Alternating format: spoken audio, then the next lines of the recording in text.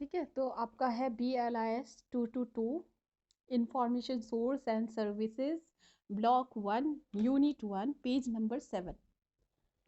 Page number 7। ठीक है, आप आ जाए पेज नंबर 7 पे। Oh sorry, hello, am I Audible?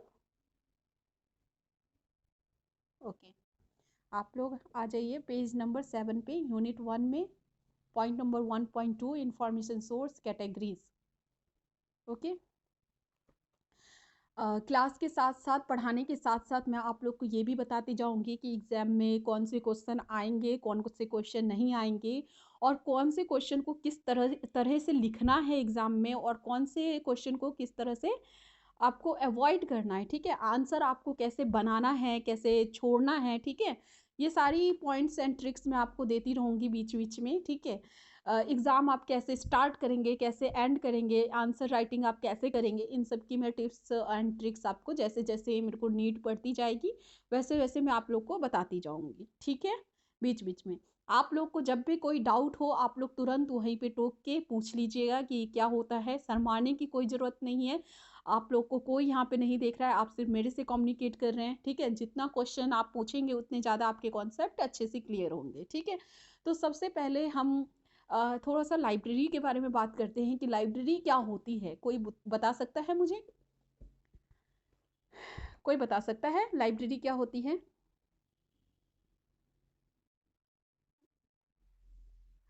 हाँ हाँ, चंदा आप रुको अभी, बाकी लोग बताइए, किसी को कुछ पता है अगर लाइब्रेरी के बारे में तो अब बताइए।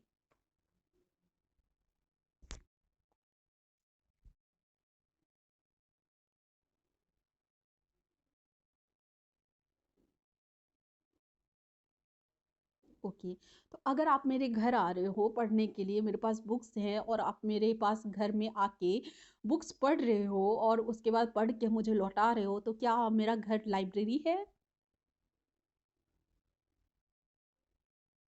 हाँ, तो बताइए, कोशिश कीजिए। गुड, आप लोग आंसर कर रहे हैं, ये गुड, अच्छी है।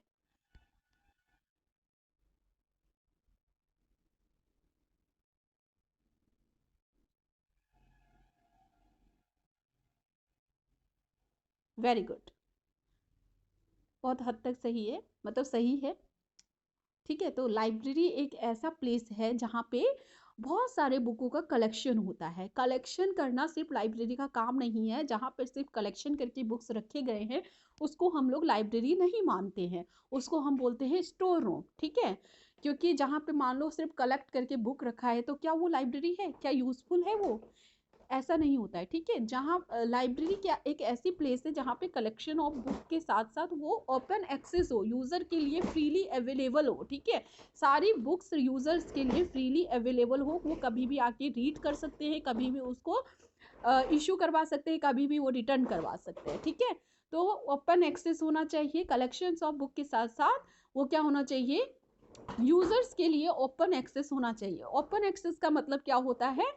ओपन एक्सेस का मतलब होता है कि सिर्फ अलमारी में पैक नहीं होनी चाहिए। पहले जो लाइब्रेरीज का एम होता था वो सिर्फ लाइब्रेरीज का एम सिर्फ बुक्स को, जो अच्छी अच्छी बुक्स होती हैं, जो हिस्टोरिक बुक्स होती हैं, उनको सिर्फ कलेक्ट करके रखना होता था। अलमीरा में लॉक लगा के उसको प्रिजर्व करना उनका मेन एम होता था। लेकिन अब क्या हो गया है? एम चेंज हो गया है। लाइब्रेरी का एम होता है कि जितनी भी बुक्स हैं वो सारी बुक्स हमारी लाइब्रेरी के यूजर्स के लिए हों, वो सारी बुक्स क्या हो, हमारी लाइब्रेरी के यूजर्स यूज करें उन बुक्स को। ठीक है, तो ये लाइब्रेरी होती है जहाँ पे लाइब्रेरी मैनी बुक्स का कलेक्शन करती हैं और कलेक्शन करने के साथ साथ उनको ओपन एक्सेस करती हैं हमारे लाइब्रेरी यूजर्स के लिए। ठीक है, ओपन एक्सेस का मतलब होता है लाइब्रेरी में यूजर खुद जाएं और खुद उस बुक को ढूंढे, अपनी बुक को ढूंढे, अपने हिसाब से अपने इंटरेस्ट की बुक निकालें, उनको पढ़े, उनको इश्यू करवाएं, उनको रिटर्न करवाएं। ठीक है, तो ये ओपन एक्सेस का सिस्टम होता है, उसमें लॉक का कोई सिस्टम नहीं होता है। खुद यूजर जाते हैं स्टैक तक, खुद बुक तक जाते हैं, बुक निकालते हैं। अगर आप लोग ने देखा हो, कभी लाइब्रेरी गए हो तो आप लोग को पता होगा। तो ये हमारी लाइब्रेरी होती है। ठीक है, तो आपको क्या करना है इसमें, हमारे जो BLIS के सब्जेक्ट हैं इनमें आप लाइब्रेरी कहाँ से स्टार्ट हुई से लेकर लाइब्रेरी कहाँ तक जा सकती है, उन सारे स्कोप के बारे में पढ़ोगे। कहाँ से शुरू हुई और कहाँ तक आपको पहुँचाना है, ये सारी चीज़ें आप पढ़ोगे, ठीक है। लाइब्रेरी साइंस देखने में आसान लगती है, सुनने में आसान है कि लाइब्रेरी साइंस है, काम ही क्या होता है, क्योंकि हमने जो लाइब्रेरी के अंदर के काम होते हैं वो कभी विजिबल नहीं होते लाइब्रेरी में, वो कभी हमने देखा नहीं होता है। तो स्टार्टिंग में हमें ऐसा लगता है कि लाइब्रेरी में सिर्फ बुक को रखने के अलावा और बुक को इश्यू रिटर्न करने के अलावा और कोई काम नहीं है लाइब्रेरी में। और क्या हम पढ़ेंगे, बस यही तो पढ़ेंगे कि बुक को कैसे ऑर्गेनाइज करते हैं। आप लोग में से बहुत सारे लोगों में ये थॉट आया होगा, राइट? आया था किसी में कि कुछ ज्यादा नहीं पढ़ना पड़ता होगा लाइब्रेरी के साइंस में? जी यस, 90% स्टूडेंट जिनको लाइब्रेरी साइंस के बारे में पता नहीं होता, उनको यही लगता है कि लाइब्रेरी साइंस है ही क्या, उसमें से बुक को ऑर्गेनाइज करना हमें बेसिकली सिखाते होंगे। लेकिन आप लोग बहुत गलत जगह आ गए हो, क्योंकि एज अ लाइब्रेरियन हमें लाइब्रेरी साइंस की तो नॉलेज होनी ही चाहिए। बाकी जितनी भी यूनिवर्स ऑफ सब्जेक्ट हैं, जितनी भी यूनिवर्स में सब्जेक्ट हैं, उन सारी सब्जेक्ट के बारे में हमें नॉलेज होनी चाहिए, तभी हम एक अच्छे लाइब्रेरियन बन सकते हैं, ठीक है। तो लाइब्रेरी साइंस में बहुत ज़्यादा पढ़ना पड़ता है, बहुत कॉन्सेप्ट क्लियर करना होता है, आपकी प्रैक्टिकल नॉलेज होती है, थ्योरेटिकल नॉलेज होती है, आपको बहुत मेहनत करने की ज़रूरत है। आप बिना मेहनत के, जैसे कि आप एक तरह से बोल सकते हैं जो लिटरेचर के सब्जेक्ट है, पॉलिटिकल साइंस के सब्जेक्ट है, वो आप एक बार रीड करके आंसर लिख सकते हैं अपने एग्जाम में। लेकिन लाइब्रेरी साइंस में बिना पढ़े, डिटेल पढ़े आप लोग एक भी क्वेश्चन नहीं कर सकते हैं, ठीक है। तो ये लाइब्रेरी साइंस का इंट्रोडक्शन है। जैसे जैसे आप इसको पढ़ते जाएंगे ना, वैसे वैसे आप लोग को बहुत ज़्यादा इंटरेस्ट आता जाएगा इस सब्जेक्ट में, और आपको और जानने का मन करेगा कि इसमें और क्या होता है, ठीक है। तो जो मेन काम है हमारी लाइब्रेरी में वो कभी विजिबल नहीं होते हैं, और वही मेन काम जो करते हैं वो होते हैं हमारे लाइब्रेरियन सेमी प्रोफेशनल, ठीक है। वो कभी विजिबल नहीं होते हैं। और जो ये लो लेवल के काम होते हैं वो होते हैं बुक को ऑर्गेनाइज करना, बुक को डिसेमिनेट करना। वैसे लो लेवल हम किसी को भी नहीं बोल सकते हैं, लेकिन एक हायरार्की होती है जिसमें अगर हम देखें तो एक टॉप मैनेजमेंट होती है और एक सबसे नीचे की मैनेजमेंट होती है। तो सबसे नीचे की मैनेजमेंट जो हम बोले तो वो होती है बुक को ऑर्गेनाइज करना, जो कि हमारे लाइब्रेरी अटेंडेंट का काम होता है। बुक को इश्यू रिटर्न करना जो कि हमारे लाइब्रेरी अटेंडेंट का काम होता है। लाइब्रेरियन का काम बहुत अलग ही काम होता है, जो आप पढ़ोगे तो आपको पता चलेगा, ठीक है।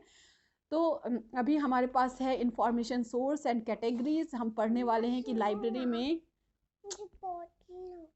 अभी 5 मिनट रुक जाओ बेटा, पढ़ाने दो एक। कोई बता सकता है मुझे? हाँ, तो अब लाइब्रेरी में क्या आते हैं, हम अभी पढ़ेंगे इंफॉर्मेशन सोर्सेज, ठीक है।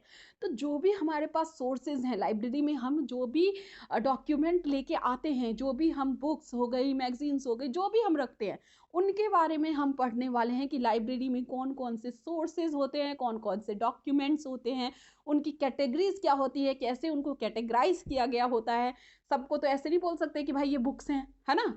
तो हमने कैसे कैटेगराइज कर रखा है सोर्सेज की, इंफॉर्मेशन सोर्स बोलते हैं हम उन डॉक्यूमेंट को। हम क्या बोलते हैं? Information source. इंफॉर्मेशन सोर्स वो होती हैं जो भी सोर्स, छोटी से छोटी और बड़ी से बड़ी कोई भी सोर्स जिससे हमें इंफॉर्मेशन मिलेगी, वो इंफॉर्मेशन सोर्स होती हैं, ठीक है।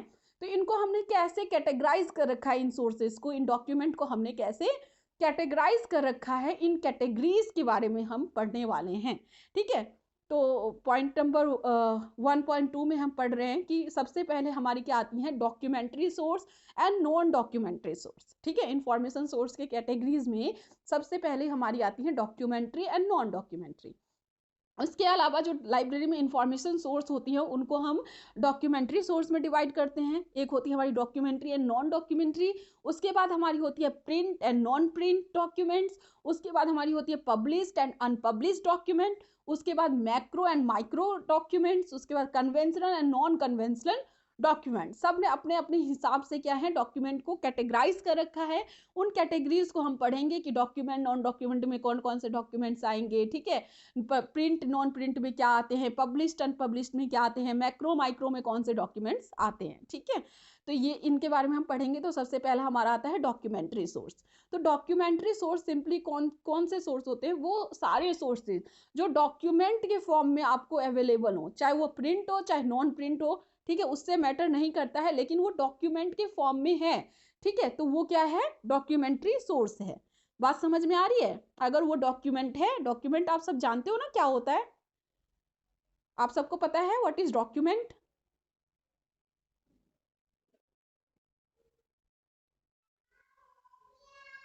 बिल्कुल।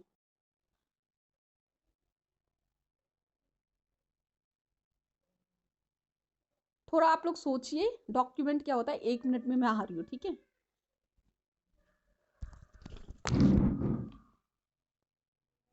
जी, ठीक है। तो जो आप बोल रहे हो ना, डॉक्यूमेंट का मतलब वही है और कुछ भी नहीं है उसके अलावा। ओके, ठीक है। तो डॉक्यूमेंट मतलब क्या है कि जो भी आपको जिसमें भी कुछ इंफॉर्मेशन मिले, 2 पेज का हो सकता है, 10 पेज का हो सकता है, ठीक है, प्रिंट वर्जन हो सकता है, नॉन प्रिंट वर्जन यानी कि कंप्यूटर फाइल्स हो सकते हैं, डाटा बेसिस हो सकते हैं, वीडियो टेप्स हो सकते हैं, ठीक है। तो वीडियो टेप को हम बोलते हैं ना डॉक्यूमेंट है ना। तो जो भी डॉक्यूमेंट्स हैं, जो भी डॉक्यूमेंट के फॉर्म में हो सकते हैं, उनको हम क्या बोलते हैं, अ, क्या बोलते हैं उनको, डॉक्यूमेंट्री सोर्सेस, ठीक है। हाँ, तो आप बताओ मुझे, क्या वीडियो टेप्स क्या होंगे, डॉक्यूमेंट होंगे?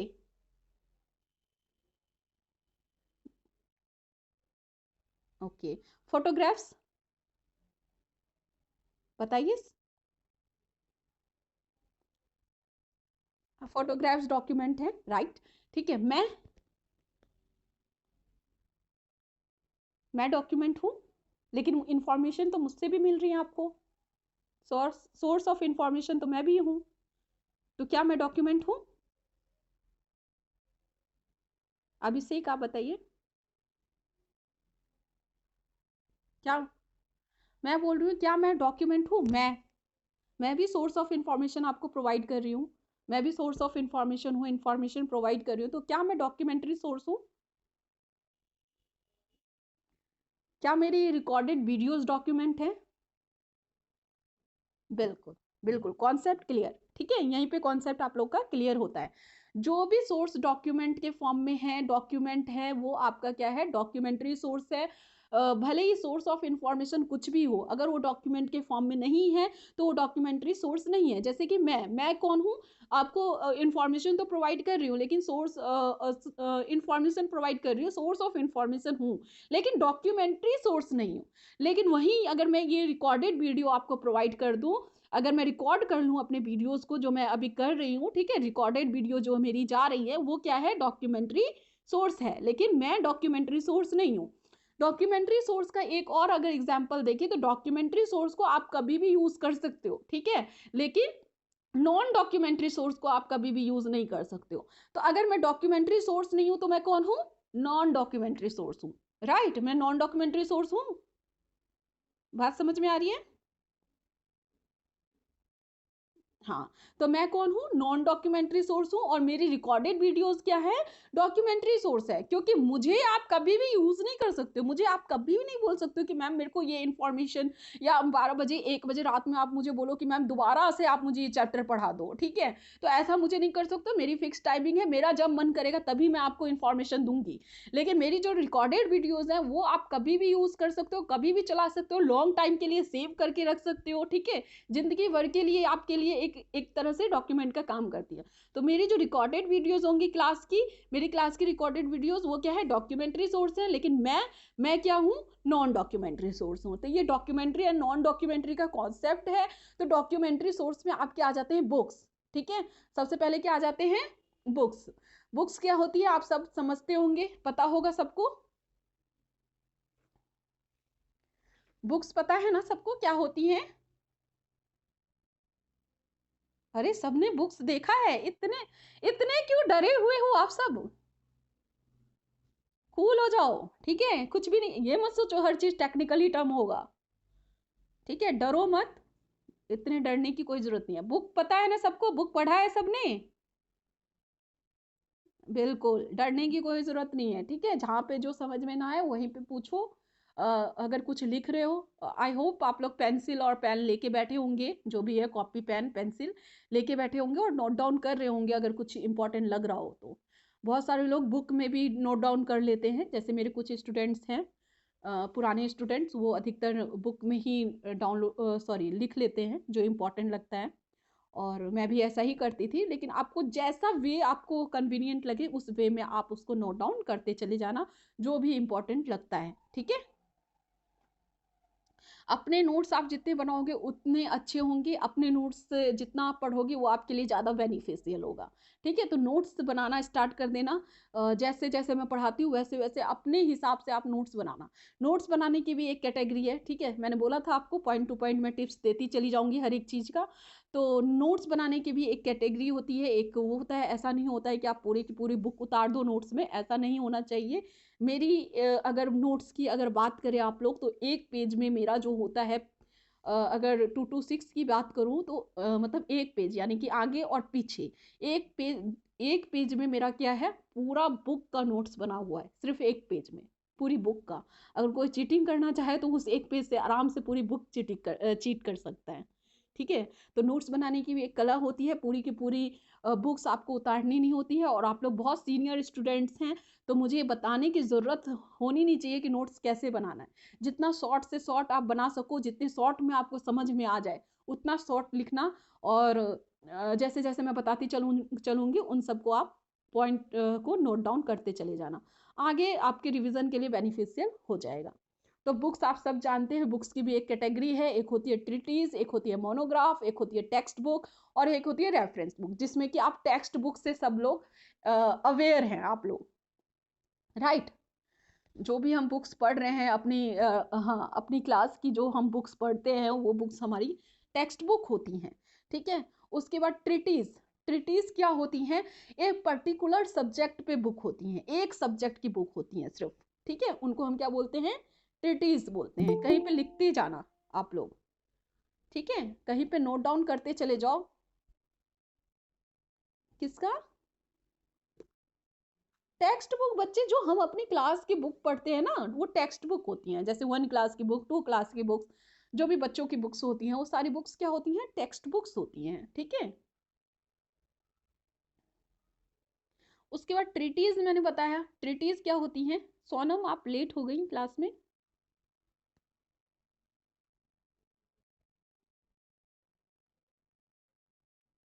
बिल्कुल टाइम से ज्वाइन करना आप लोग के लिए बेनिफिशियल होगा। और बीच क्लास से अगर ज्वाइन करोगे तो मे बी कुछ समझने में आप लोग को दिक्कतें आए, तो टाइम से ज्वाइन करना। आज तो मैंने थोड़ा सा 5-10 मिनट वेट भी किया है, लेकिन कल से अगर मेरा एक भी स्टूडेंट ज्वाइन हो जाता है तो मैं 6:30, बिल्कुल करेक्ट 6:30 पे क्लास स्टार्ट कर देती हूँ। आप मेरे अगर कभी होगा तो मैं कंबाइन क्लास लूँगी, तो मेरे पिछले स्टूडेंट से भी आप पूछ सकते हो। वैसे चंदा मेरे से बहुत पहले से ज्वाइन है, जनवरी सेशन से ही क्लास ले रही हैं वो, उनके साथ भी उन्होंने क्लास ले रखा है, तो उनको पता है कि मैं अगर 6:30 बोला है तो 6:30 पे क्लास स्टार्ट हो जाती है। तो थोड़ा सा टाइम पे रहना। अगर कोई दिक्कत होती है, कोई दिक्कत वाली बात होती है, तो आप पर्सनली मैसेज कर दिया करो कि हम लेट हो जाएंगे या फिर कितना लेट हो जाएंगे, तो उस हिसाब से मैं कुछ आप लोग के लिए जुगाड़ भी कर सकती हूँ। लेकिन डेली नहीं चलता है वो, कभी कभी चलता है। ठीक है, लेकिन आप लोग रेगुलर रहिए, रेगुलर रहिएगा तो ज़्यादा समझ में आएगा। तो सोनम, अभी तक मैंने थोड़ा सा लाइब्रेरी के बारे में बताया है। आज मैं रिकॉर्डेड क्लास आप लोग को दे दूंगी क्योंकि आप लोग की फर्स्ट क्लास है। अदरवाइज अगले बार से मैं रिकॉर्डेड क्लासेस नहीं प्रोवाइड करूंगी। ठीक है, तो थोड़ा सा आप लोग को ईजी समझ में आए इस वजह से मैं आज रिकॉर्डेड क्लास आप लोग को प्रोवाइड कर दूंगी। ठीक है, तो अभी हम पेज नंबर 7 पे हैं सोनम। BLIS 2 to 2 हम पढ़ा रहे हैं, पेज नंबर 7 पे हैं, यूनिट 1। बुक है सोनम आपके पास। हाँ, 2 to 2 2 to 2 2 to 2 2 to 2 निकाल लीजिए, यूनिट 1 पेज नंबर 7।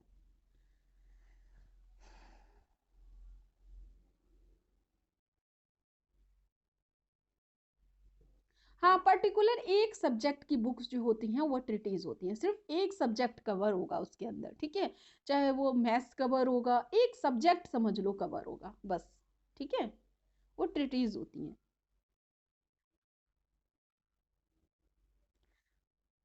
ट्रिटिस बुक के बारे में यही समझ लो, बस सब्जेक्ट की बुक होती है, एक सब्जेक्ट की बुक होंगी। जैसे कि अगर लाइब्रेरी साइंस की बुक होंगी तो लाइब्रेरी साइंस के बारे में सब कुछ होगा। ऐसा नहीं होगा कि अलग अलग होगा, डॉक्यूमेंट्री सोर्स की अलग बुक हो गई, इन्फॉर्म, ऐसा नहीं। लाइब्रेरी साइंस के बारे में वो पूरा सब कुछ कवर करेगा उसी बुक के अंदर, ठीक है। अगर मैथ्स की बुक है तो मैथ्स के बारे में वो सब कुछ बता देगा उस बुक के अंदर, ठीक है। तो एक सब्जेक्ट को कवर करेगा, बस एक सब्जेक्ट को, वो ट्रिटीज होती है। सोनम आपको मिल गया पेज नंबर 7। मैं डॉक्यूमेंट्री सोर्स पढ़ा रही हूँ, उसमें से मैंने बताया है कि जो भी सोर्स डॉक्यूमेंट के फॉर्म में होती है उसे डॉक्यूमेंट्री सोर्स बोलते हैं, और जो डॉक्यूमेंट की फॉर्म में ना हो वो नॉन डॉक्यूमेंट्री सोर्स होती है। आपको रिकॉर्डेड वीडियो मिल जाएंगी, आपको अच्छे से कॉन्सेप्ट तब समझ में आएगा, ठीक है।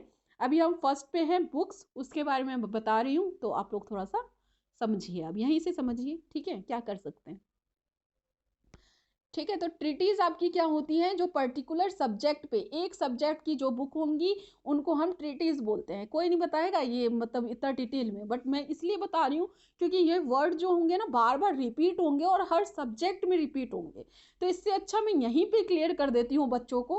और उसके बाद जब वो रिपीट होते हैं तो मैं दोबारा पूछती हूँ कि ये क्या होता है, और जब नहीं आप बताते हो तो अब आपकी रिमांड लगती है, यानी कि क्लास लगती है, ठीक है। तो यहाँ पे अच्छे से पढ़ लेना, क्योंकि जब भी रिपीट होंगे तो मैं तुरंत पूछूंगी कि क्या होता है, और आपने आंसर नहीं दिया तो फिर डांटती भी हूँ मैं, मार तो सकती नहीं हूँ यहाँ से, तो डांटती बहुत हूँ, ठीक है। लेकिन डरना मत। हाँ, अभिषेक बोलिए, कुछ बोल रहे हैं अभिषेक। हाँ हाँ, तो इसीलिए याद रखना जो मैं चीज़ बता रही हूँ अभी, ठीक है। तो पहला आपका ट्रिटीज होता है जो कि एक पर्टिकुलर सब्जेक्ट की बुक होती है। उसके बाद आपका आता है मोनोग्राफ्स। मोनोग्राफ्स क्या होती हैं, जैसे कि एक पर्टिकुलर सब्जेक्ट की बुक्स को हम ट्रिटीज बोलते हैं, वैसे एक पर्टिकुलर टॉपिक पे जो बुक होंगी उनको हम मोनोग्राफ बोलते हैं। मोनोग्राफ में क्या होंगी, एक टॉपिक पे सब कुछ बताया गया होगा, सिर्फ एक टॉपिक कवर किया होगा। जैसे कि अगर कोरोना की बात करें, कोरोना की अगर टॉपिक के बारे में सब कुछ आपको बताया हुआ है, कहाँ से ओरिजिन हुआ, कैसे ओरिजिन हुआ, कैसे फैला, कितने लोग डेड हुए, कितने को इफेक्ट किया, उसका इलाज क्या है, उसका काउज क्या है, उसके बाद उसको कैसे ठीक किया जा सकता है, वो सारी चीजें एक चीज लिखी हुई है कोरोना के बारे में। तो वो क्या है, वो क्या होंगी,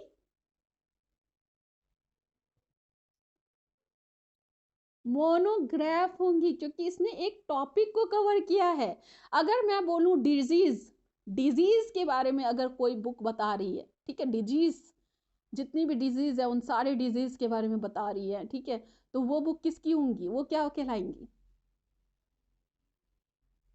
ट्रिटीज। गुड, क्योंकि डिजीज क्या है, एक सब्जेक्ट है, इसके अंदर सिर्फ एक टॉपिक नहीं है। डिजीज, डिजीज में बहुत सारी डिजीज आएंगी, ठीक है, आपकी मलेरिया हो गई, जो भी है, मतलब कोरोना हो गया, और उससे पहले जो भी आई थी इस टाइप की बीमारियां, वो सारी बीमारियां कवर कर रहे हैं, वो डिजीज कवर कर रहे हैं। तो डिजीज आपका क्या है, एक सब्जेक्ट है, और कोरोना क्या है, एक टॉपिक है, ठीक है। तो जो एक टॉपिक को कवर करे वो मोनोग्राफ है, जो एक सब्जेक्ट को कवर करे, वो पर्टिकुलर सब्जेक्ट को कवर करे, वो ट्रिटीज है, ठीक है। उसके बाद आती है आपकी रेफरेंस बुक्स। टेक्स्ट बुक तो आप सबको पता है, जो भी बुक्स हम लोग यूज करते हैं, 1 क्लास की, 2 क्लास की, 3 क्लास की, और जो भी हम अपने सब्जेक्ट की, अपने कोर्स की बुक जो हम यूज कर रहे हैं, वो बुक्स क्या है, हमारी टेक्स्ट बुक्स हैं। उसके बाद आपकी आती हैं रेफरेंस बुक्स, ठीक है। तो रेफरेंस बुक्स क्या होती हैं, बेसिकली जो हायर क्लास के स्टूडेंट होते हैं, जैसे कि मास्टर्स के स्टूडेंट हो गए, ठीक है, उसमें भी रिसर्च स्कॉलर्स हो गए, ठीक है, एमफिल के स्टूडेंट हो गए, पीएचडी के स्टूडेंट्स हो गए, उनके लिए रेफरेंस बुक्स, रेफरेंस बुक्स होती हैं। ये इन बुक्स को क्या किया जाता है, किसी भी टॉपिक को कवर करने के लिए, किसी भी टॉपिक को समझने के लिए इन रेफरेंस बुक को क्या किया जाता है, कंसल्ट किया जाता है। जैसे कि आप एक एनिमल्स पे आप क्या कर रहे हैं, रिसर्च कर रहे हैं, और एनिमल्स में मान लो कोई एक कैटेगरी आ गई है जिसके बारे में आपको नहीं पता है, उस कैटेगरी को अगर आपको जानना है, सिर्फ उस कैटेगरी के बारे में आपको इन्फॉर्मेशन चाहिए, तो आप कहाँ जाओगे, रेफरेंस बुक की तरफ जाओगे, ठीक है। आप बोलोगे रेफरेंस लाइब्रेरियन जो भी होती है, रेफरेंस सेक्शन हमारी अलग से होती है लाइब्रेरी में, वो मैं आपको किसी और दिन बताऊंगी कौन कौन से सेक्शन होते हैं। तो जिस तरह से टॉपिक आते चले जाएंगे उस तरह से हम क्लियर करते चले जाएंगे। तो रेफरेंस सेक्शंस कौन कौन से होते हैं ये सब मैं बताऊंगी आपको। तो रेफरेंस सेक्शन एक होता है जिसमें हमारी रेफरेंस बुक्स होती हैं। तो आप रेफरेंस लाइब्रेरियन के पास जाओगे और बोलोगे कि मैं एनिमल पे रिसर्च कर रहा हूँ और मुझे इस कैटेगरी के एनिमल के बारे में जानना है। तो वो आपको बोल देंगे कि आपको इंसाइक्लोपीडिया में मिल जाएगी, इस बुक में मिल जाएगी। तो ये रेफरेंस बुक्स होता है। दूसरा, अगर एक रेफरेंस बुक में एग्जाम्पल दूं, तो मान लो आपको आप रिसर्च कर रहे हो और कोई वर्ड, ठीक है, या फिर आप प्रोजेक्ट बना रहे हो, एमए का प्रोजेक्ट बना रहे हो और आपको किसी वर्ड का हिंदी नहीं मालूम चल रहा है, इंटरनेट पे भी नहीं मालूम चल रहा है, तो आप रेफरेंस लाइब्रेरियन के पास जाते हो, रेफरेंस सेक्शन जाते हो और उस वर्ड की मीनिंग को निकालने के लिए आप क्या करते हो, रेफर करते हो किसको, डिक्शनरी को करते हो, डिक्शनरी रेफर करते हो, है ना। तो एक एक छोटी सी प्रॉब्लम को, छोटी छोटी प्रॉब्लम को सॉल्व करने के लिए हम कोई कोई बुक रेफर करते हैं जिसमें कि होगी डिक्शनरी, इंसाइक्लोपीडियाज, ठीक है। तो इस तरह की बुक्स को हम क्या करते हैं, कंसल्ट करते हैं। तो इन बुक्स को हम बोलते हैं रेफरेंस बुक। एक और अगर रेफरेंस बुक का मैं एग्जांपल दूं, तो आप लोग ने सुना होगा पांचांग का नाम, किसी ने सुना होगा कि कब कब पूर्णिमा पड़ रहा है, कब ये पड़ेगा, है ना। तो हाँ, तो उसको देखने के लिए हम एल्मेनिक देखते हैं, जिसको जिससे हमें पता, ये सारी चीजें क्या होती है, रेफरेंस बुक्स होती है। इसके अलावा आपकी मैप्स हो गई, एटलासेस हो गई, ग्लोब्स हो गई, ठीक है, ये सारी हमारी क्या है, रेफरेंस बुक्स के कैटेगरीज में आती हैं। एटलास का नाम सुना होगा आप लोग ने, मैप्स होती हैं उसके अंदर, है ना। तो ये सारी क्या होती है, इनको हम कंसल्ट करते हैं टाइम। हाँ सोनम बोलिए। हाँ हाँ, या फिर हम बोल सकते हैं कि कभी कोई दिक्कत आती है हमें कुछ अपने कोर्स के दौरान या प्रोजेक्ट बनाने के दौरान या रिसर्च के दौरान। बेसिकली हम लोग यूनिवर्सिटी लाइब्रेरीज की बात करते हैं, बड़ी बड़ी लाइब्रेरीज की बात करते हैं, और हम बेसिकली रिसर्चर को सर्व करने के बारे में सोचते हैं। हमारा एम होता है कि हम रिसर्चर तक वाली लाइब्रेरी में जाएं, रिसर्चर को सर्व करें, ऐसी लाइब्रेरीज में हमारा अपॉइंटमेंट हो। तो हम रिसर्चर्स के पॉइंट ऑफ व्यू से लाइब्रेरीज में ज़्यादा काम करते हैं, ठीक है। तो रिसर्चर्स को बीच बीच में बहुत सारी समस्याएं आती रहती हैं, बीच बीच में कोई वर्ड में समस्या आ गई, कोई ऐसी हो गई, कोई रिसर्च कर रहे हैं, कोई टॉपिक में आ गई, तो उसके लिए हम रेफरेंस बुक उनको प्रोवाइड करते हैं। यानी कि बीच में कोई किसी भी चीज़ को करते दौरान बीच में जो भी समस्या आ रही है उनके समाधान के लिए हम रेफरेंस बुक्स को यूज़ करते हैं। I hope clear. कहीं पे लिखते जाना आप लोग अपने लैंग्वेज में, ठीक है, जो आप लोग को सही लगे, सुटेबल लगे, जिससे आप समझ सको, वो आप लिखते जाना, ठीक है। उसके बाद आपकी आती है मैन्युस्क्रिप्ट। मैन्युस्क्रिप्ट क्या होती है, देखो इतनी डिटेल में मैं ये छोड़ के भी जा सकती थी, डॉक्यूमेंट्री सोर्स समझा दिया, नॉन डॉक्यूमेंट्री सोर्स समझा दिया, इसके बाद मैं इसको छोड़ के भी जा सकती थी, लेकिन मैं इसको डिटेल में आपको समझा रही हूँ। मैं बोल देती कि इन लोग को, इन सबको आप याद कर लो, ठीक है। लेकिन मेरा पॉइंट ऑफ व्यू होता है कि स्टार्टिंग की चीज़ें अगर समझ लो आप अच्छे से, तो आगे मुझे भी कम मेहनत करनी होगी और आपको भी कम मेहनत करनी होगी, और ये सारी चीज़ें आगे रिपीट होंगी, एक टॉपिक में रिपीट होंगी ये सारी चीज़ें। तो इससे बेटर है कि मैं यहीं पे समझा दूँ आपको, और उसके बाद जब मैं आपसे पूछूंगी तो फिर देख लेना, फिर अगर नहीं बताओगे आंसर तो गुस्सा भी आता है मुझे। हम्म, बिल्कुल बिल्कुल। और इसी बुक में, हाँ इसी बुक में नहीं, इसी बुक में नहीं, सारे बुक्स में है। हाँ तो ठीक है, तो मेरा यही रहता है कि आपको मैं बेसिक से समझाऊं, ठीक है, और जितना डिटेल मुझे पता है उतना तक तो आपको ज़रूर मैं बता दूं, ठीक है। तो बाकी अगर मेरा इंट्रोडक्शन आप लोग चाह रहे हैं तो मेरा नाम तो रोशनी झा है, पता ही है आप लोग को, ठीक है। इसके अलावा मैंने डिप्लोमा कर रखा है लाइब्रेरी एंड इंफॉर्मेशन साइंस में, मीराबाई इंस्टीट्यूट ऑफ टेक्नोलॉजी, महारानी बाग है, रेगुलर होता है, 2 ईयर का डिप्लोमा होता है। 2013 में मैंने वो कर रखा है, ठीक है। उसके बाद कॉलेज से ही प्लेसमेंट हो गई, और साथ के साथ मैं ग्रेजुएशन भी कर रही थी। आफ्टर 12th ही मैंने उसमें अप्लाई किया था, तो मेरा हो गया था। तो उसके साथ साथ ही मैं ग्रेजुएशन भी मैंने किया है, अ, अ, इससे ओपन से, ड्यू से, ओपन से ही कर रखा है। तो साथ साथ मेरा ये भी चला और ये भी चला, और उसके बाद कॉलेज से ही मेरी प्लेसमेंट हो गई थी। पहले ट्रेनिंग हुई, बेसिकली कॉलेज ट्रेनिंग प्रोवाइड करवाती है हम लोग की। तो जामिया मिलिया यूनिवर्सिटी है, जामिया मिलिया इस्लामिया, दिल्ली में। जो लोग रहते हो जानते होंगे। बाकी बहुत फेमस है जामिया, अगर आप लोग सब जानते हो तो। ठीक है। मोहम्मद नावेद, आप कुछ बोल नहीं रहे हैं।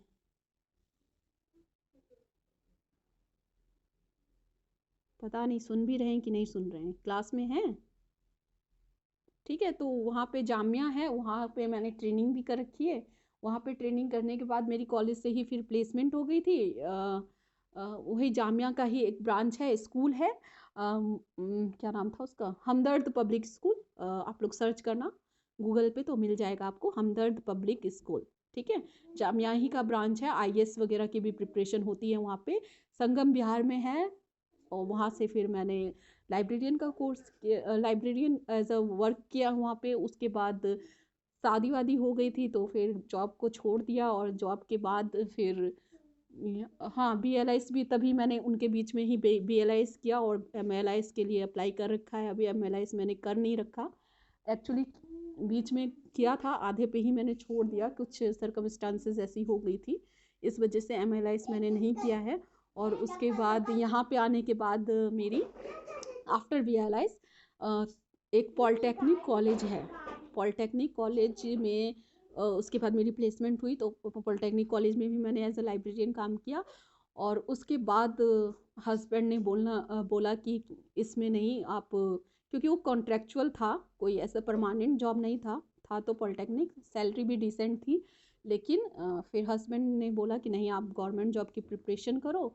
तो अभी फ़िलहाल 2018 के बाद मैं 2018 में KVS की फर्स्ट वैकेंसी आई थी मेरे एग्ज़ाम के बाद, फर्स्ट मैंने वही अटैम्प्ट किया था। 2018 में KVS की वैकेंसी थी।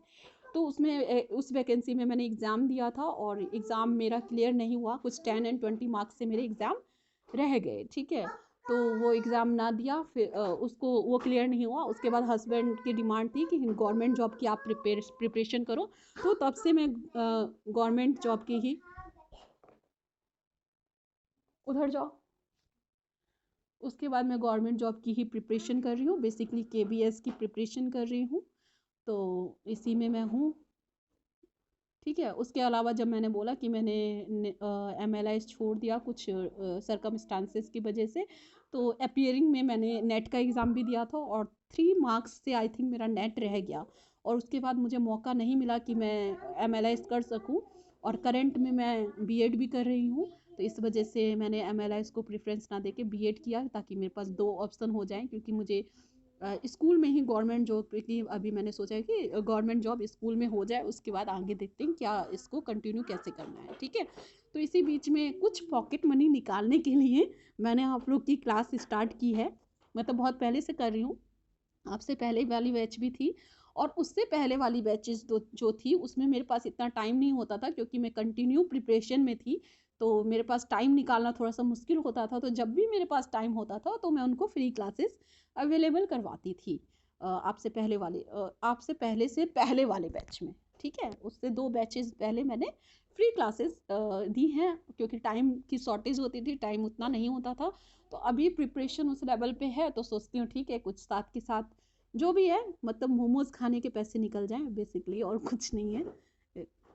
ठीक है। क्योंकि उतना ज़्यादा तो मैं है नहीं, बहुत लोग बोल देते, कमेंट कर देते हैं कि एजुकेशन को बिजनेस बना रहे हो, ये बना रहे हो, तो थोड़ा सा चुभता है। लेकिन फिर बोलते हैं ठीक है, बोलने वाले ऐसे ही बोलेंगे।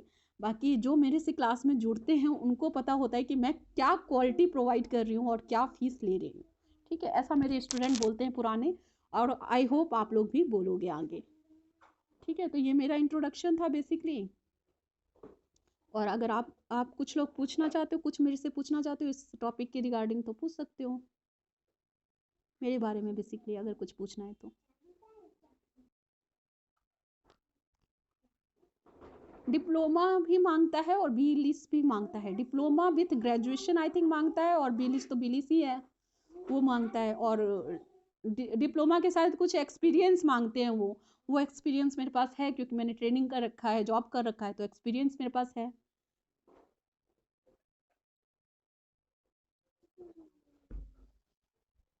बहुत सारे में नहीं मांगता है, सिर्फ डीएसएसबी में मांगता है और कहीं नहीं मांगता है। ना राजस्थान में मांगा है, ना केवीएस से तो बड़ा कुछ भी नहीं है, केंद्र विद्यालय संगठन, उससे वहां पे हो जाए तो भाई ठीक है, फिर बात ही क्या है ना।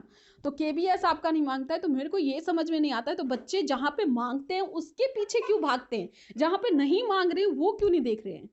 ठीक है, बाकी करने में कोई बुराई नहीं है, आप 1 साल का डिप्लोमा कर सकते हो कंप्यूटर कोर्स में, कोई बुराई नहीं है उसमें करने में। हाँ हाँ, तो चलेगा बिल्कुल। जो भी ओ लेवल का कंप्यूटर कोर्स होता है, बस कुछ डिसेंट इंस्टीट्यूट से होना चाहिए, अच्छे इंस्टीट्यूट से होना चाहिए, ऐसा नहीं हो कि कोई भी मतलब एफिलिएटेड ना हो और उससे आप कर रहे हो, तो ऐसा उससे शायद नहीं चलता है आई थिंक, और बाकी सबसे चलता है। हाँ हाँ, वो चलेगा, बहुत लोग तो खरीद खरीद के भी रखते हैं कंप्यूटर कोर्सेज। अच्छा हाँ, तो फिर ठीक है, फिर ठीक है, बिल्कुल ठीक है, कोई दिक्कत वाली बात नहीं है, तो फिर डीएसएस भी आप भर सकते हो। उसके अलावा डीएसएस में या फिर कंप्यूटर कोर्स मांगते हैं या फिर एक्सपीरियंस मांगते हैं, तो एक्सपीरियंस मेरे पास है, तो इस बार डीएसएसबी का एग्ज़ाम हुआ था लेकिन मैं नहीं जा पाई क्योंकि मेरे बीएड के एग्ज़ाम चल रहे थे, तो एग्ज़ाम क्लैश हो गए, तो डीएसएसबी का एग्ज़ाम मैंने नहीं दिया इस बार। ठीक है, बाकी मेरी प्रेफरेंस जो है वो केबीएस है, और ये बिहार गवर्नमेंट की जो वैकेंसीज आने वाली है उस पर है टारगेट की हो जाए बिहार में बहुत। हाँ बिल्कुल, सुन तो यही रहे हैं कि बिहार में वैकेंसीज आएंगी बहुत लार्ज नंबर पे, तो आप लोग के लिए भी अगर हो जाएगा तो आप लोग के लिए भी बेनिफिशियल है। क्या चंदा? हाँ बिल्कुल। नहीं, हाँ देखो, साल भर से सुनने में आ रहा है, अगर उन्होंने बोला है तो 5 साल में भी तो जरूर निकलेगी, जहाँ 12 साल का इंतजार है वहाँ 5 साल और सही, है ना, 12 साल से भी। हाँ, बोल तो रहे हैं कि 22 में आ जाना चाहिए, बहुत सारे वर्क में भी लगे हुए हैं, देखो क्या होता है। ठीक है, खैर छोड़ो, अगर आपको मेरे बारे में और कुछ पूछना है तो पूछ सकते हो, बाकी आगे पढ़ते हैं फिर। वैसे बातें होती रहेंगी, क्लास में आप लोग रहोगे ही ज्वाइन, तो आगे होती रहेंगी बातें और। ठीक है, तो अब आते हैं मैन्यूस्क्रिप्ट्स पे। मैन्यूस्क्रिप्ट्स क्या होती हैं, किसी को पता है मैन्यूस्क्रिप्ट्स के बारे में?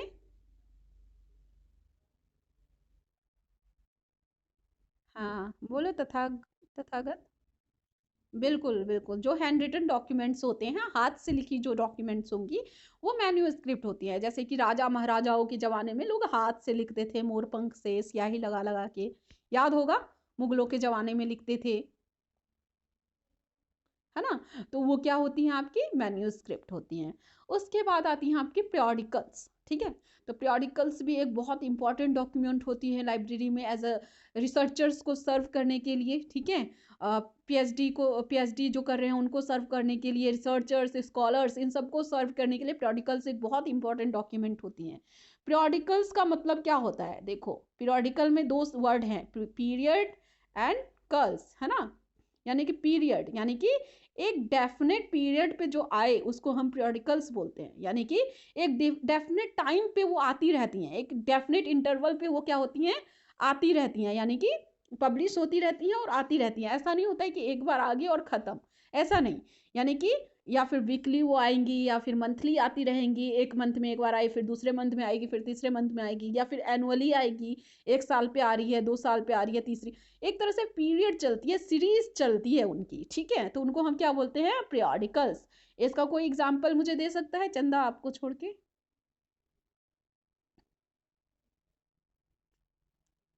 हम्म,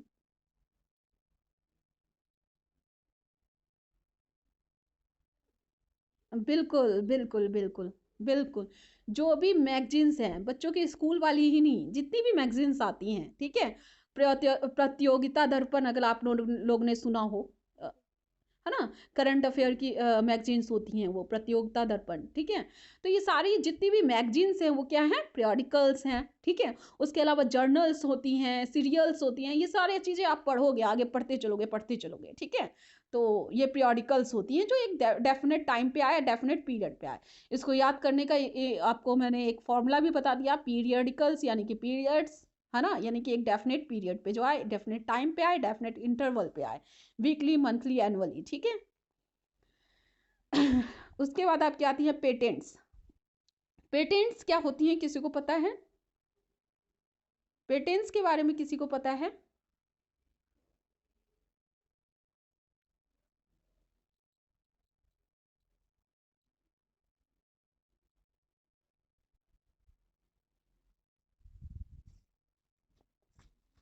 very good Sonam, very good. ठीक है, आपका कॉन्सेप्ट बहुत ज़्यादा अच्छा है। क्या कर रखा है सोनम आपने?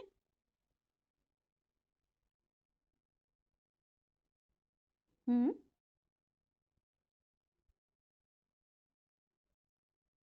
अच्छा अच्छा। ठीक है। ठीक है, तो पेटेंट्स क्या होती है हमारी? क्या?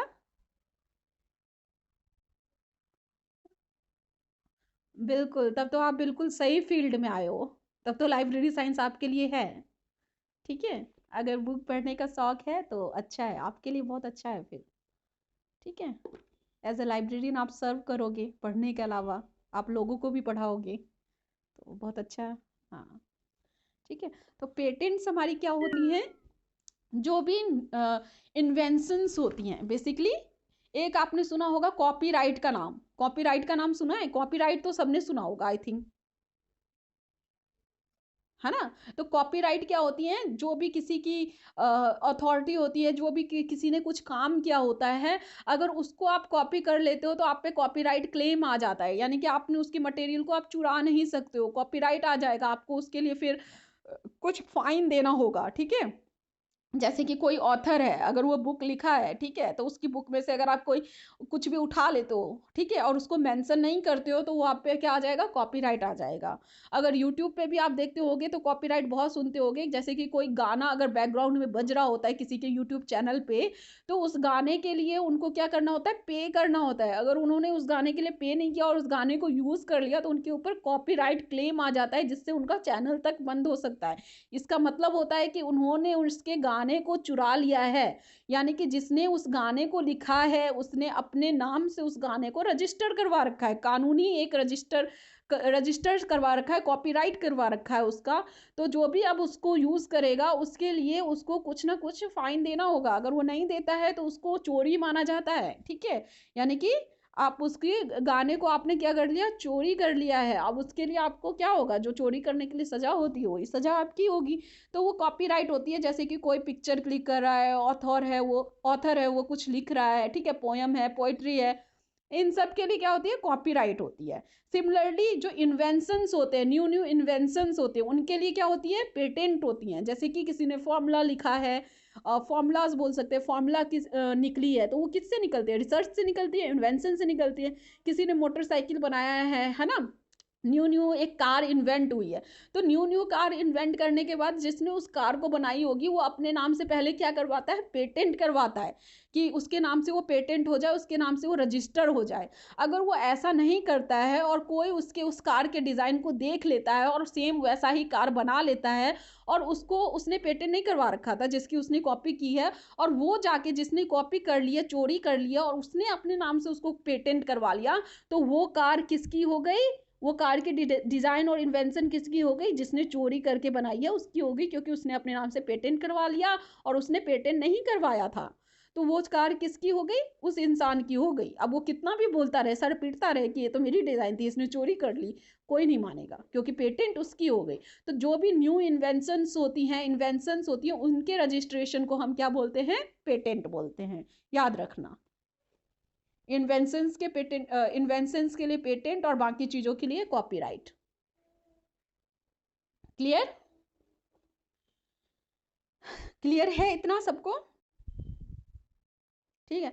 उसके बाद आपकी आती हैं स्टैंडर्ड्स। स्टैंडर्ड्स क्या होती हैं? रूल्स एंड रेगुलेशंस की बुक होती है। स्टैंडर्ड से ही आपको पता लग रहा होगा, एक स्टैंडर्ड सेट करना, यानी कि एक मानक सेट करना, एक रूल एंड रेगुलेशन को सेट करना, जिससे आगे कोई काम नहीं कर सकता और जिससे पीछे कोई काम नहीं कर सकता। एक रूल एंड रेगुलेशन की बुक को हम क्या बोलते हैं? स्टैंडर्ड। किसी भी चीज के स्टैंडर्ड को सेट करना, स्टैंडर्ड जिसमें हो, एक मानक जिसमें हो, उसको हम स्टैंडर्ड बोलते हैं। ठीक है।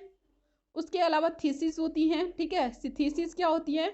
रिसर्चर जो अपने रिसर्चर जो अपने रिसर्च के दौरान जो भी करते हैं, जो भी चीज़ें करते हैं, उनको लिखते हैं, उनको बताते हैं कैसे उन्होंने हाइपोथेसिस लिया, कैसे उन्होंने सोचा, कैसे उसको किया, सब कुछ वो क्या करते हैं, एक मोटी सी बुक होती है थीसिस, बहुत मोटी होती है रिसर्चर की, आप देखोगे थीसिस लिखने के बाद ही उनकी पीएचडी कंप्लीट होती है। जो पीएचडी कर रहे होते हैं वो थीसिस लिखते हैं, ठीक है, अपने रिसर्च के बारे में पूरा लिखते हैं, उनको हम क्या बोलते हैं? थीसिस, ठीक है। जब पीएचडी करोगे ना तो थीसिस जब तक आप नहीं बनाओगे तब तक आपकी पीएचडी कंप्लीट नहीं मानी जाएगी। गाइड के गाइडेंस में हम थीसिस बनाते हैं, ठीक है। कभी अगर लाइब्रेरी जाओ तो थीसिस जरूर देखना कैसी होती है, ठीक है।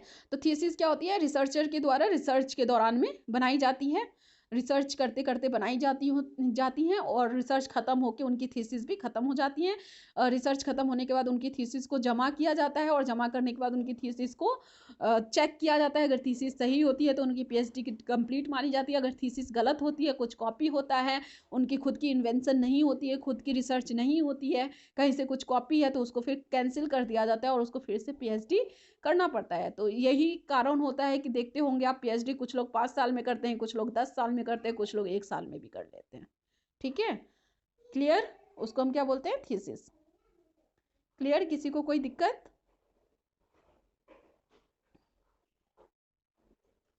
ठीक है। उसके बाद आपकी आती है कॉन्फ्रेंस डॉक्यूमेंट्स। कॉन्फ्रेंस डॉक्यूमेंट क्या होती हैं? जो भी आपकी कॉन्फ्रेंसेस होंगी, ठीक है, उनके डॉक्यूमेंट को हम क्या बोलेंगे? कॉन्फ्रेंस। जैसे कॉन्फ्रेंस होती रहती है ना, एक मीटिंग टाइप होती है, एक सेमिनार टाइप होता है, कॉन्फ्रेंस करते हैं उसके अंदर, है ना। तो कॉन्फ्रेंस में जो जो होता है वो उनकी उनकी ना एक डॉक्यूमेंट बनती है, कौन कौन आया, किसने क्या बोला, ठीक है, क्या क्या उसके रिजल्ट निकले, तो उनके डॉक्यूमेंट्स को हम क्या बोलते हैं? कॉन्फ्रेंस डॉक्यूमेंट बोलते हैं, ठीक है।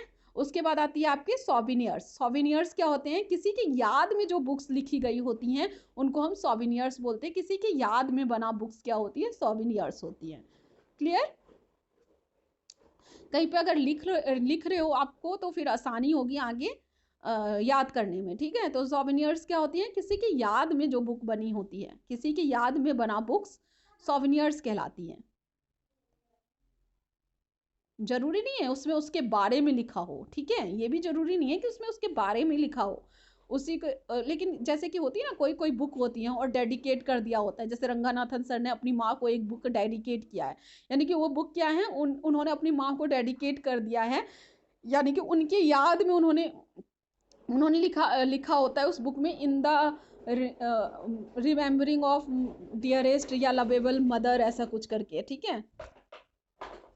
फिल्म वगैरह में भी आप लोग ने देखा होगा इस टाइप का कुछ, है ना। तो किसी की याद में जो चीजें लिखी गई हैं, ठीक है, जरूरी नहीं है उसमें उन्हीं के बारे में लिखी गई हो सकता है उन्हीं के बारे में लिखी गई हो सकता है ना भी लिखी गई हो, उनको याद करके बनाई गई हो वो चीज, तो वो सॉविनियर्स कहलाती है आपकी। उसके बाद आपकी आती है फेस्ट क्रिप्टेन, ठीक है।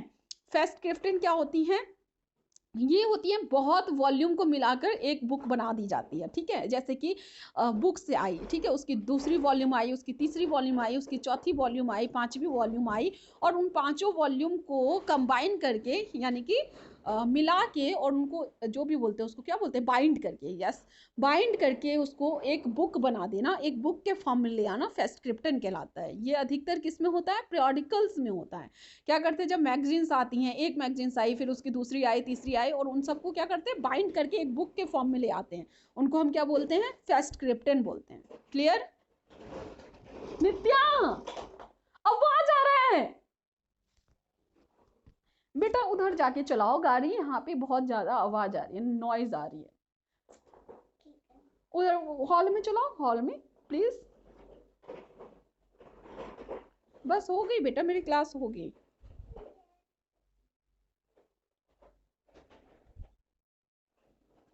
क्लियर है फर्स्ट क्रिप्टन सबको? आप सब कुछ नहीं बोल रहे हैं, रोशन, मोहम्मद नावेद तो कुछ भी नहीं बोल रहे। ये है भी क्लास में कि नहीं है ये भी नहीं पता चल रहा है मुझे, या फिर वीडियो कैमरा से हम ऑन करवाऊं फिर मैं? बोलो, कैमराज ऑन करके पढ़ाऊं ताकि मैं देखूं फिर क्या कर रहे हैं कौन। हैं मोहम्मद नावेद हैं क्लास में? अच्छा अच्छा, कौन ट्रैवल कर रहे हैं? अच्छा, कहाँ से? अच्छा, और आप ट्रैवलिंग में क्लास ले रहे हो? वाह। फिर लिख कैसे रहे हो आप लोग? आप तो नोट डाउन नहीं कर पा रहे होंगे फिर? ओ, फिर तो आपके लिए थोड़ा सा दिक्कत हो जाएगा। ठीक है तो। हाँ, सारी क्लासेस लेकिन रिकॉर्डेड नहीं मिलेगी, ये भी मैंने बोला था। ठीक है, मैंने ये बोला था आज फर्स्ट क्लास है, जस्ट इस वजह से मैं आप लोग को रिकॉर्डेड क्लासेस दूंगी, नहीं तो सारी क्लासेस रिकॉर्डेड नहीं मिलती हैं। ठीक है, तो उसके बाद छोटे छोटे से कॉन्सेप्ट आपके रिपोर्ट्स, ठीक है, जो भी रिपोर्ट्स हम लिखते हैं कि कोई भी इवेंट हो जाती है उसके बाद हम कुछ रिपोर्ट्स लिखते हैं उसके बारे में। वो रिपोर्ट्स हमारी क्या होती हैं? उसको हम रिपोर्ट बोलते हैं, कोई भी रिपोर्ट करना किसी भी चीज़ के बारे में, जानते होंगे। उसके बाद आर्टिकल्स होती हैं, कुछ आर्टिकल्स हम लोग लिखते हैं, जैसे कि कोई किसी चीज़ के बारे में कुछ लिखता है, कोरोना के बारे में अभी बहुत सारे आर्टिकल्स लिखते हैं, जिसका एग्जाम्पल आपने न्यूज़पेपर में देखा होगा, बहुत सारे आर्टिकल्स छपते रहते हैं। तो ठीक है, तो उनको हम क्या बोलते हैं? आर्टिकल्स बोलते हैं। ग्लोब सब जानते हैं, राउंड राउंड होता है, दुनिया का मैप होता है उसके ऊपर, तो वो ग्लोब्स होती हैं। डायरीज सब जानते हैं, जो डायरीज हम बेसिकली फॉलो करते हैं, लिखते हैं डायरीज, वो डायरीज होती हैं। लेटर्स आप सब जानते हैं, जो हाथ से लिखते हैं लेटर्स।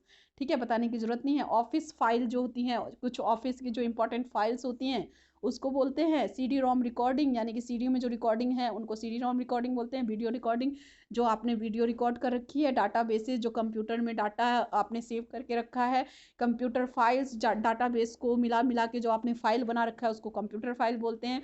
और लेबोरेटरी नोटबुक, जब रिसर्च के दौरान जो रिसर्चर्स होते हैं, जो कुछ रिसर्च कर रहे होते हैं लेबोरेटरी में, कुछ क्या बोलते हैं उसको, लेबोरेटरी में क्या करते हैं, ऐसे ऐसे करके बीकर लेके और ये सब उसमें डाल डाल के कुछ कर रहे होते हैं, तो उसमें लिखते रहते हैं उनकी क्या रिजल्ट आया ना, वो सब लिखते रहते हैं उस नोटबुक में। तो उसको लेबोरेटरी नो हाँ हाँ बिल्कुल, एक्सपेरिमेंट। ठीक है, उसको हम बोलते हैं laboratory notebook. Okay, clear?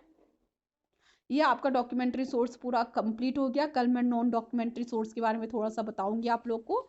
Basically non documentary source बता ही दिया है मैंने क्या होती है, लेकिन इसके अंदर क्या क्या आते हैं ये मैं आप लोग को कल बताती हूँ। ठीक है, आज की क्लास में इतना ही।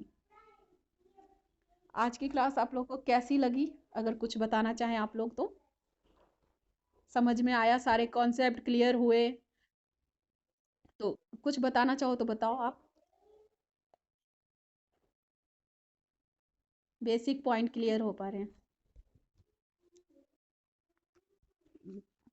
बिल्कुल बिल्कुल, आप लोग अभी, हाँ हाँ बिल्कुल, आप लोग अभी जामिया की भी क्लास लोगे तो आप लोग देखोगे कि कोई भी इतना आपको डिस्कस करके इतना ब्रीफ में कोई नहीं बताएगा आपको। और वो लोग कब 1 यूनिट से कब 10 यूनिट पे पहुंच जाएंगे आप लोग को कुछ पता भी नहीं चलेगा, जब आप लोग अगर अभी इग्नू की ऑनलाइन क्लासेस जो काउंसलिंग चलती हैं वो लोगे तो। बेसिकली ऐसा होता है कि उनके पास टाइम की भी शॉर्टेज होती है, तो इस वजह से भी वो ऐसा करते हैं। तो देखना, आप लोग को डिफरेंस पता चलेगा खुद से पढ़ने में, मेरी क्लास से पढ़ने में आप लोग को बहुत ज़्यादा डिफरेंस पता चलेगा। तो ये आज आपकी फर्स्ट क्लासेस थी, और आई होप आप लोग को अच्छी लगी हो मेरी क्लासेस। Thank you.